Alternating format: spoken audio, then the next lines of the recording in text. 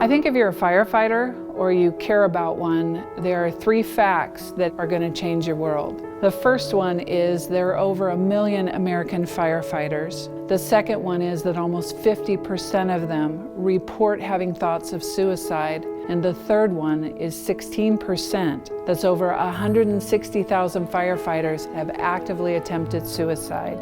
Not thought about it, not just planned it, but actually attempted it, and most often without anyone else knowing, which is one of the major symptoms of PTSD, post-traumatic stress disorder, and the newer term PTSI, post-traumatic stress injury. I'm Carla Lundblade. I am a clinical therapist, an expert in first responder PTSD PTSI, and I'm also the daughter of a retired California Highway Patrol officer and Air Force veteran. My dad was larger than life. He was a superhero.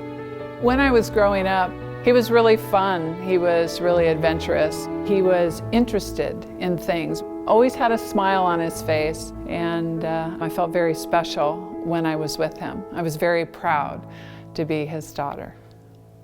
But I really noticed a shift in Dad as I got older. There wasn't the smile that was there before. He lost all interest in the hobbies.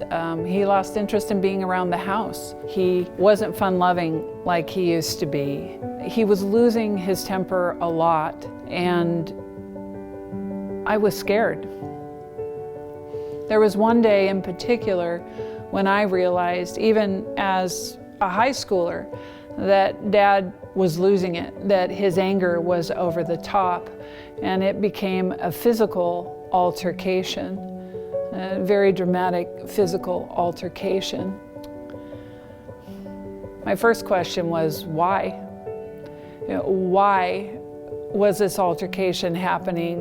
Why was he so angry? I didn't think there was much of anything that I could do to warrant that. And then my last question was, is it going to stop? It really changed how I saw myself as a young woman, how I saw myself as a daughter. I felt abandoned and empty, and I was really hurt and damaged. We weren't really close after that. We acted like it didn't happen, and I didn't say a word to anybody. Later on in life, in fact, on his deathbed, Dad and I had a very honest conversation, and he shared with me his regret.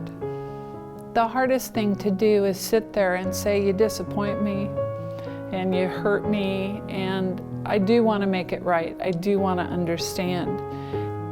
But it was clear to even him that this was related to PTSD, PTSI. To have that conversation changed everything.